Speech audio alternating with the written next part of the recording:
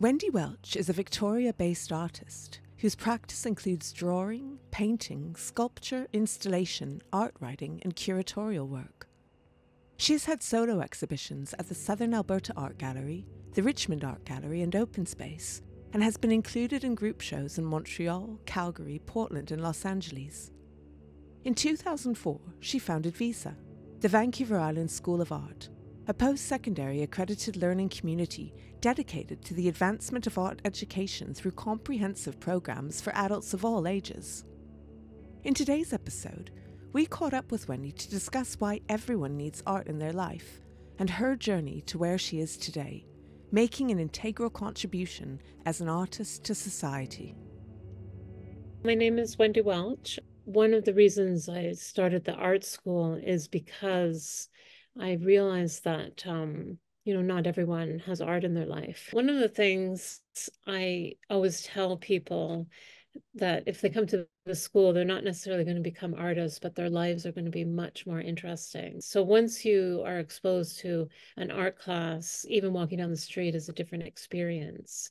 And also to have the experience where you are really focused and living in the moment. I know that in some cultures, they don't even have the word art because it's just something people do. But somehow in our Western cultures, like a lot of people say, well, I'm going to do art when I finish everything else. Or I'm going to do art when I retire. But, it's used to be such a natural thing. Like, I don't know how I would survive without it. Like, it got me through so many challenging times in life. I always knew, well, I have art.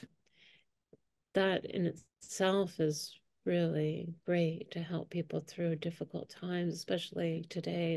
My work starts with the materials, and then I think, well, what can I do with it? I guess I explore usually things around nature in some way.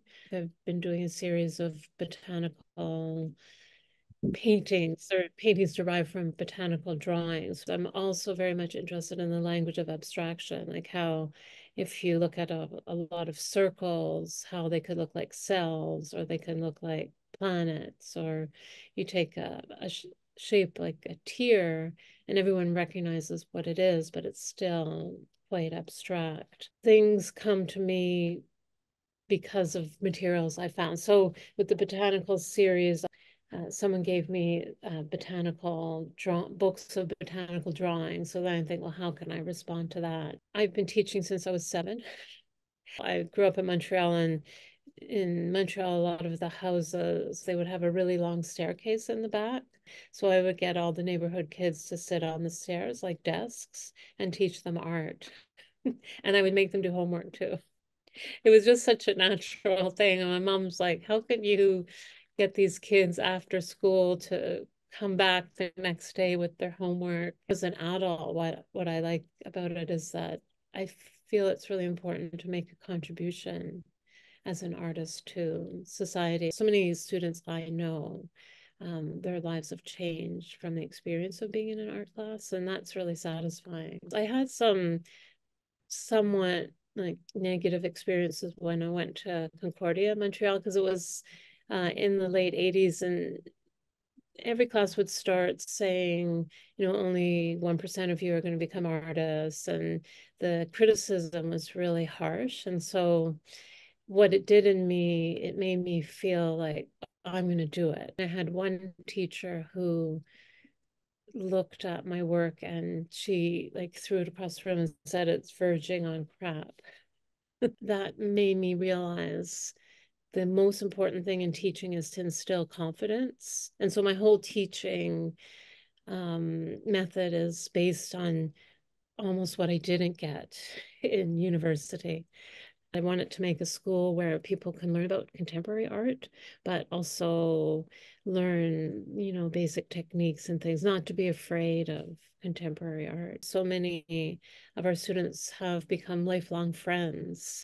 And so when there's exhibitions in Victoria, it's often of people who went to Visa.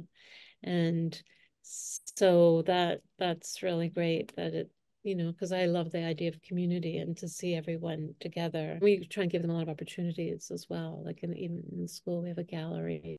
So they're really part of the community. Our classes are small, but one of the greatest strengths of the school is that the main requirement to when I hire someone to teach is that they have to be a kind person.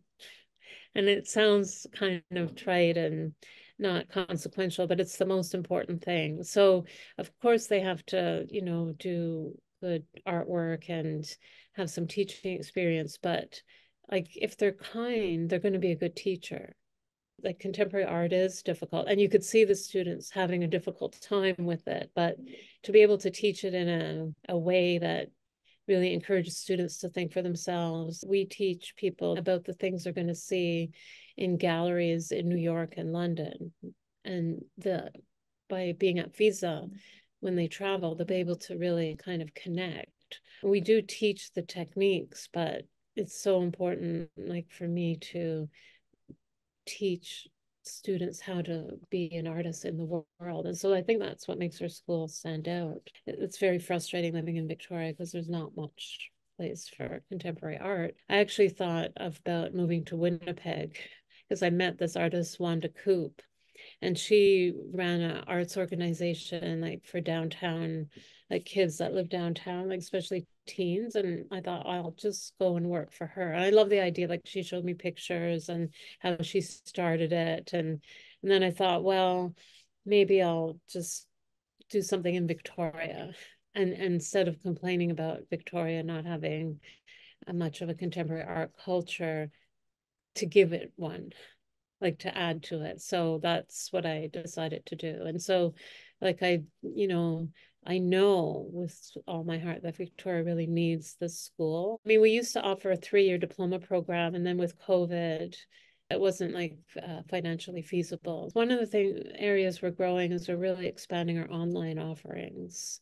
The online option offers us opportunity to get teachers from other places. If people haven't taken an online course, if they have reservations, they should try it because it's surprising how good it is. People really enjoy the online classes, not having to bring their supplies to class. And then, I have this woman from Toronto, and she says that there's nothing like Visa in Toronto. There's no school where you can learn about contemporary art like online, just taking one class. So that's something to be said for Visa.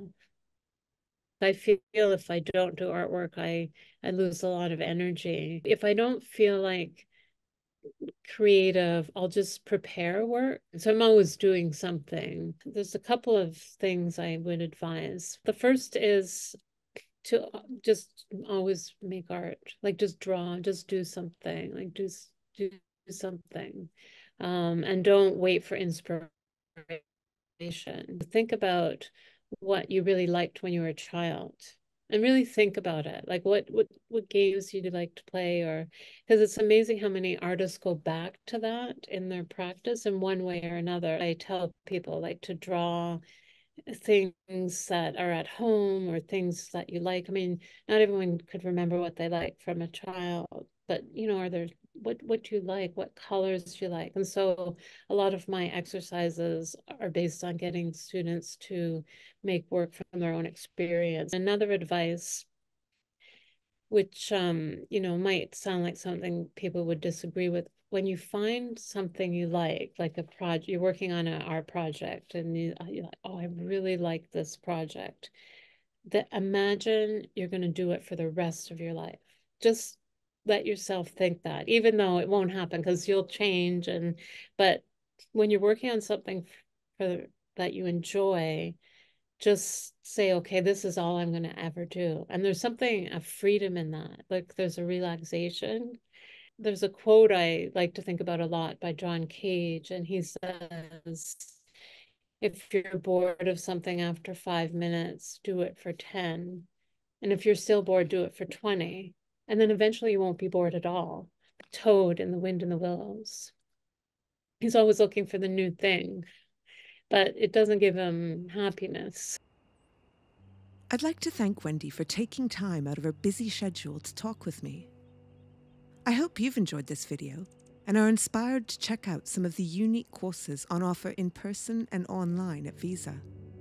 There's so much to experiment with, and so many ways we can enrich our lives through art. Thanks for watching, and be sure to tune in next month. Until then, let's get creating.